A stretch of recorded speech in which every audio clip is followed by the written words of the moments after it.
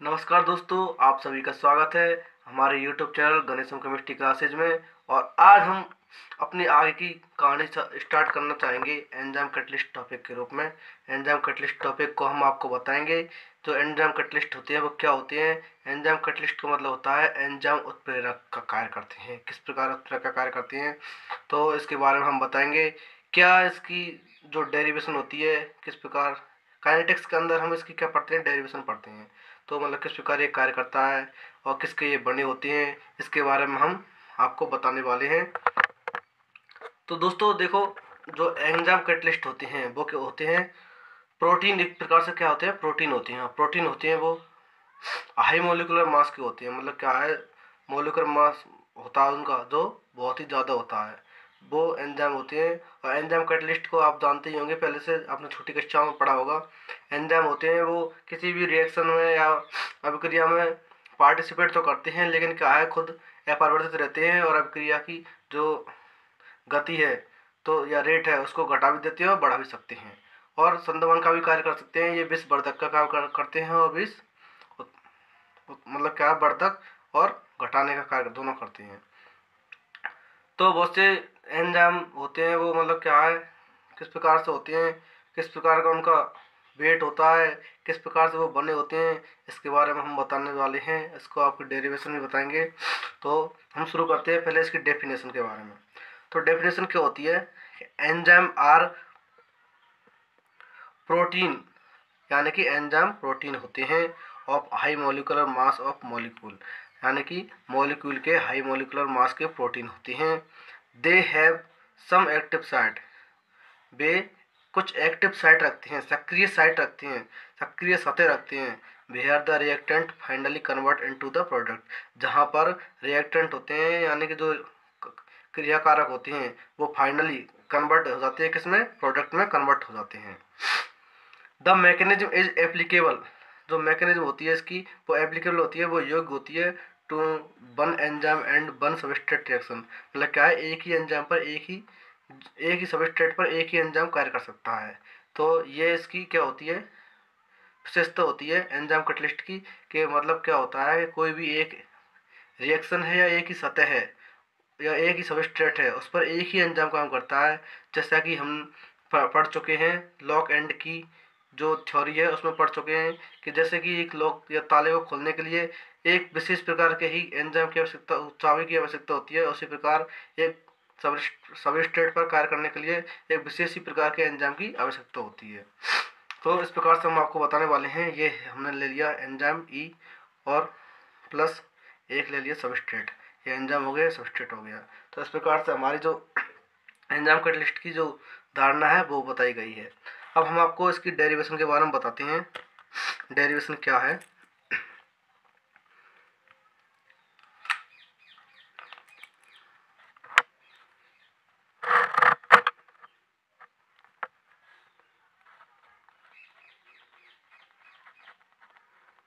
Derivation, ये derivation हो जाती है। तो डेरिवेशन करने के लिए, डेरिवेशन बताने के लिए, क्वेश्चन बताने के लिए हम पहले तो क्या करते हैं, इसकी एक वो लिखते हैं, अभिक्रिया लिखते हैं। तो अभिक्रिया किस प्रकार लिख सकते हैं, ये तो हमने ले लिया ई, और ई के साथ में हमने दूसरा जो कंपाउंड ले लिया ई एस। अब यहाँ पर जो रिएक्शन होगी वो किस प्रकार से होगी, इस प्रकार से होगी, रिवर्सिबल के रूप में चलती है रिएक्शन। और रिवर्सिबल के रूप में चलती है तो यहाँ का जो कॉन्स्ट वो ले लिया हमने, रेट कॉन्स्टेंट वो K1 ले लिया, और यहाँ का रेट कॉन्स्टेंट का ले लिया हमने, K2 ले लिया।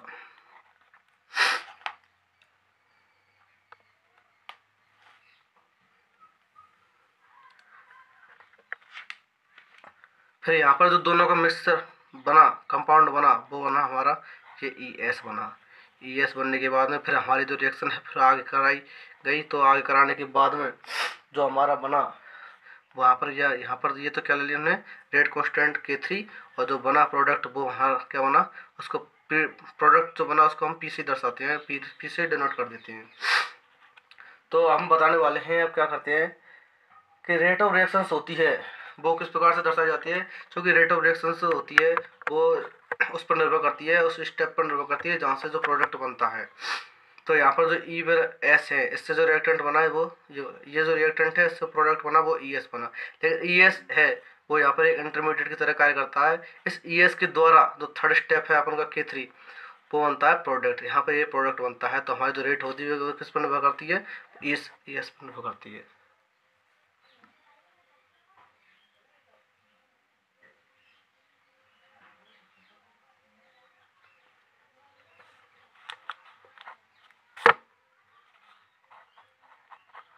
रेट रेट होती है वो किस पर निर्भर करती है, समानुपाती ई एस पर निर्भर करती है। ये इस प्रकार से निर्भर करेगी। तो इसको हम जब समानुपाती का जो चिन्ह को हटाएंगे तो हमारा रेट कांस्टेंट आएगा। रेट कांस्टेंट का जो चिन्ह आएगा उसको हम दर्शाते हैं रेट बराबर के। और चूँकि ये तीसरा स्टेप है इस पर निर्भर करता है तो K3 ई एस, ये हो गया हमारा समीकरण number 1।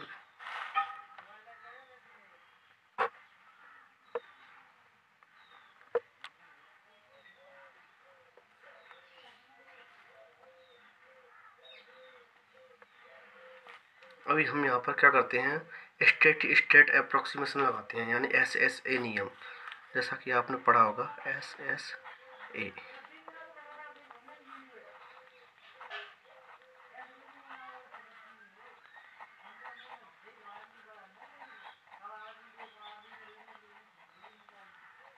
Approximation, state state approximation, यहाँ पर ये SSA लगा दिया। अब यहाँ पर देखते हैं जो हमने दर्शाया था कि रेट का जो फॉर्मूला होता है वो होता है dx/dt। तो यहाँ पर हम क्या करते हैं, जो ई एस है इसमें जो चेंज आया उसमें लगाते हैं हम डी, मतलब DES/dt। तो DES/dt ये लगा दिया। अब इसके बाद में हम क्या करेंगे, तो DES/dt है वो किसके बराबर होगा, 0 के बराबर होगा। अब यहाँ के बाद में जो हमारा जो आगे का वो SSA लगाती है तो उसका आधार पर जो रिएक्शन होगी वो किस प्रकार लिखते हैं, देखो चूँकि रिएक्टेंट होता है उसको तो हम माइनस साई के द्वारा दर्शाते हैं, और जो प्रोडक्ट होता है उसको हम प्लस साई के द्वारा दर्शाएंगे। तो यहाँ पर जो पहली रेट है वो आएगी हमारी K1 के लिए, चूँकि यहाँ पर ये रिएक्टेंट है और ये है प्रोडक्ट, तो K1 लगा देते हैं। K1 यानी ई एस जहाँ पर बन रहा है उसके लिए ये रेट लिखी जाती है, तो K1 फिर क्या लगाते हैं ई, एक बार तो इसके लिए लगा देते हैं फिर एक बार एस के लिए लगा देते हैं, K1 ई और K1 ये एस लगा दिया। फिर हमारा जो प्रोडक्ट अब ये है, अब इधर से चलेगा तो इधर के लिए रेट कांस्टेंट K2 आएगा, फिर ये प्रोडक्ट बनेगा तो K2 ई एस। फिर तीसरा जो स्टेप है हमारा, चूँकि ये माइनस था, सॉरी, तीसरा जो स्टेप है वो है हमारा यहाँ से जो बनेगा थर्ड स्टेप, तो K3 रेट कांस्टेंट आएगा और बनने वाला है वो भी क्या होगा, प्रोडक्ट होगा, या फिर प्रोडक्ट भी क्या होगा वही ई एस होगा। इस प्रकार से लिख लेते हैं। ये हमने लगा दिया। अब क्या करते हैं, हम इसको 0 के बराबर ले लेते हैं हम। तो इसको 0 के बराबर लेंगे तो क्या होगा,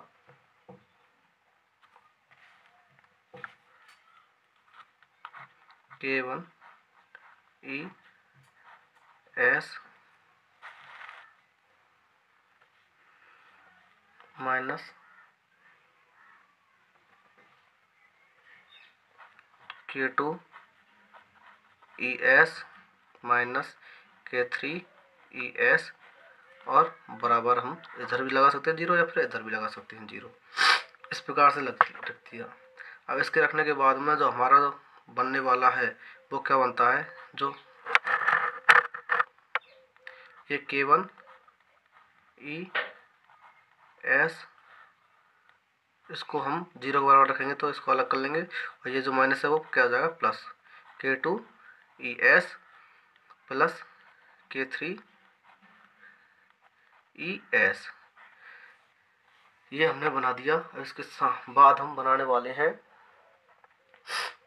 क्या करते हैं हम यहाँ पर, यह हो गया हमारा समीकरण number second.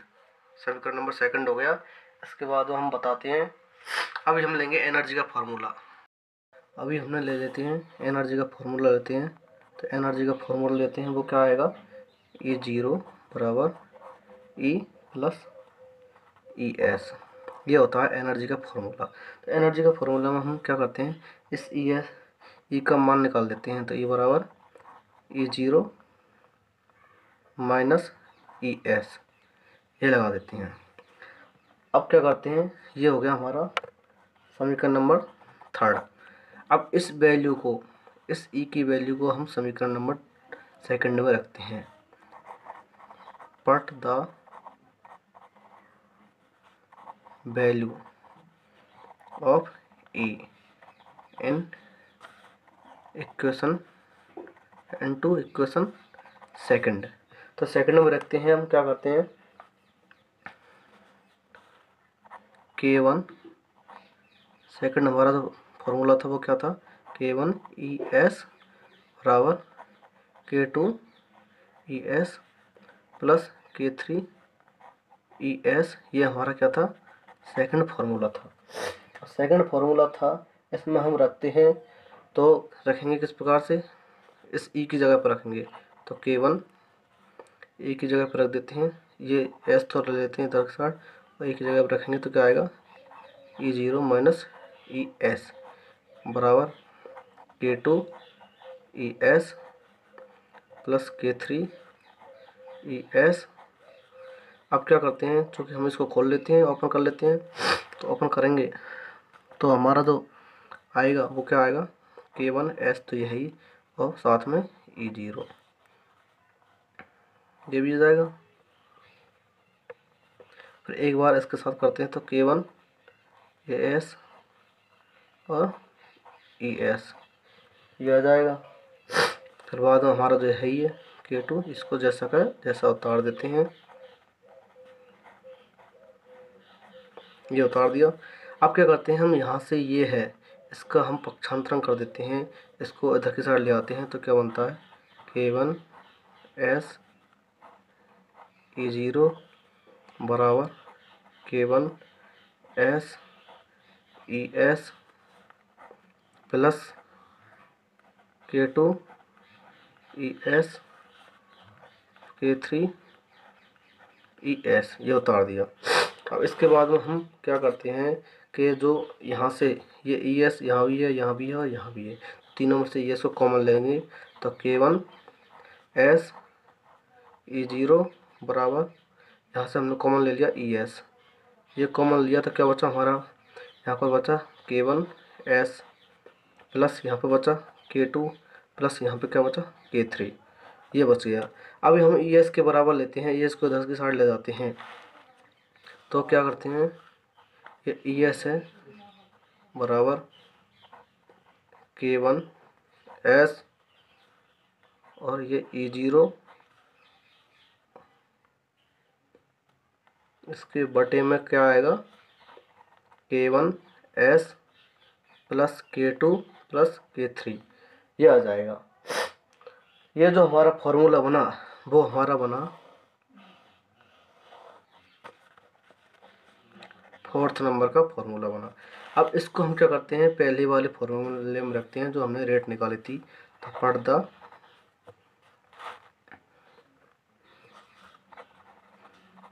Value of E S into equation first.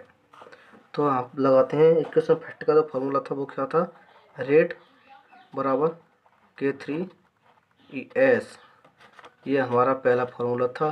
इसमें रखते हैं तो क्या आएगा, रेट बराबर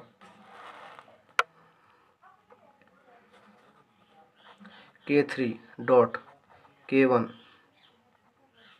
S E0 upon K1 S plus K2 plus K3, ये लगा देते हैं। अब इसको लगने के बाद में हम क्या करते हैं, इसको डिवाइड करते हैं, इसको डिवाइड करते हैं हम K1 से डिवाइड करते हैं, यानी भाग देते हैं K1 से, तो डिवाइडेड बाई K1,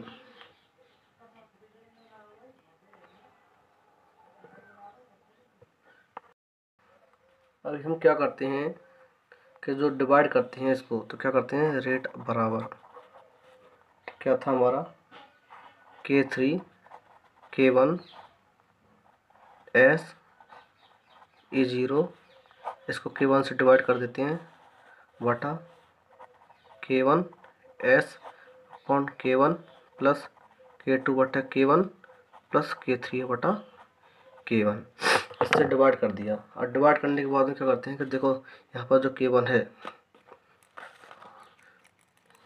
ये K1 ये K1 S है, ये K1 S है, ये चले जाते हैं। लेकिन देखो एक बार K1 के साथ से S गया है तो K3 के पास से तो S बचेगा ना, तो ये होता है हमारा जो बनेगा वो क्या बनेगा, K3 dot E0 S upon K2 बटे K1 plus K3 upon K1। इन दोनों का फॉर्मूला वो लेते हैं लघुत्तम, तो क्या आएगा, K3 E0 S upon K1 K2 plus K3।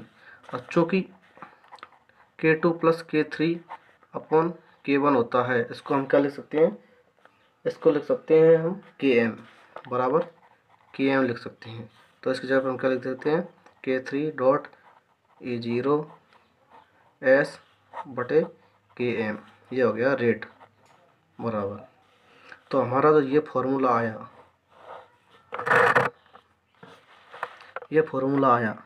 वो फॉर्मूला हुआ हमारा 5 नंबर का, और यही हमारा क्या है, एंजाइम कैटलिस्ट था। एंजाइम कैटलिस्ट का फॉर्मूला है। अभी हम यहाँ पर क्या करते हैं,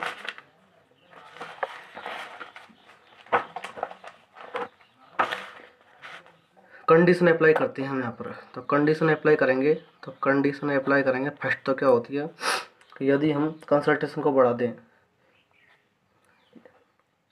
क्या करते हैं, यानी कि एस को हम बढ़ा दें, इंक्रीज कर दें, ये डिक्रीज कर दें, किससे, Km से। तो हमारा जो रेट का फॉर्मूला है बराबर क्या आएगा, K3S और E0 अपॉन Km आएगा। तो ये क्या होगा,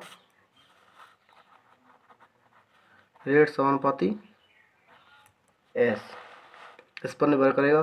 तो यह क्या होगी हमारी फर्स्ट ऑर्डर रिएक्शंस को करेगा।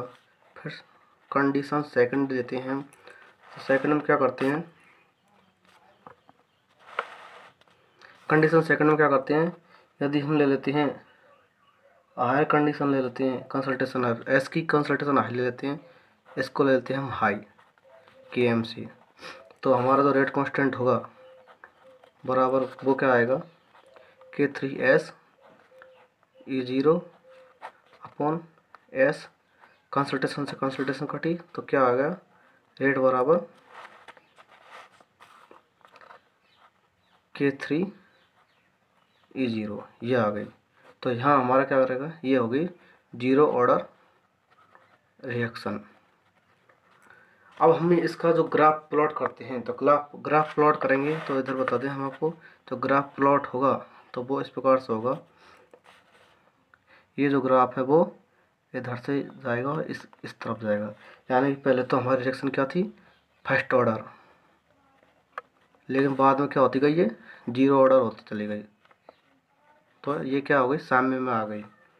और ये निकाला किसके रूप में हमने, रेट और रिएक्शन